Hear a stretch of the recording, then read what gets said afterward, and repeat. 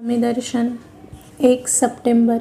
श्री गणेशाय नमः. श्री गुरुदेव दत्त. अथांग मानवी मनाचा शोध घेणे म्हणजे वाऱ्याला मुठीत पकडण्यासारखे आहे. अनेक संत महंतांनी या मनाचा शोध घेण्याचा प्रयत्न केला. विश्व व्यापून टाकणाऱ्या या मनाला या मानवी देहात राहायला बिंदू एवढी सुद्धा जागा लागत नाही.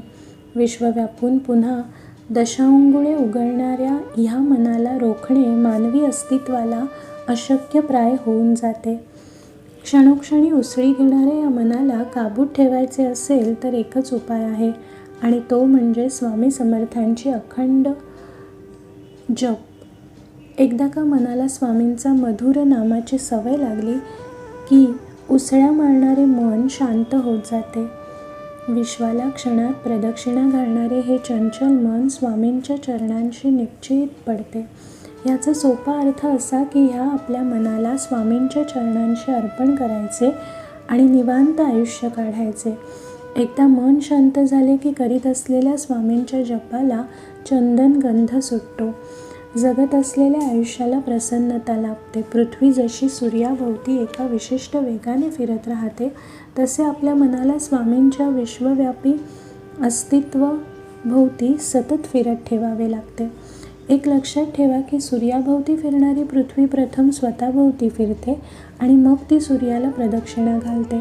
त्याप्रमाणे आपण स्वामींच्या नामाची प्रदक्षिणा स्वतःभोवती घालत मगच त्यांच्या अस्तित्वाला प्रदक्षिणा घालायची असते.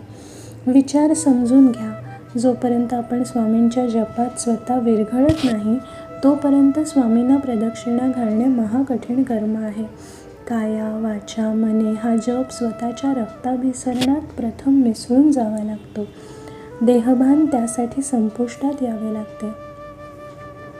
तरच विश्वव्यापी मनाला काबूत ठेवता येते. मन ताब्यात आले की स्वामींच्या जपाचा सुगंधी महामार्ग आपल्यासाठी मोकळा होतो.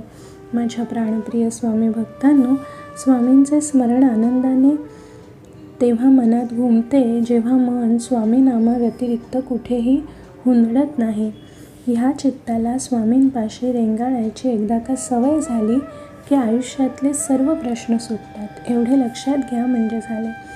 स्वामींच्या नामाचा अखंड जप हा मानवी मनाला मिळालेला फार मोठा विरुंगळा आहे. शाश्वत वर आहे. तो अनुभवा. श्री गुरुदेव दत्त. श्री गुरुदेव दत्त. श्री गुरुदेव दत्त.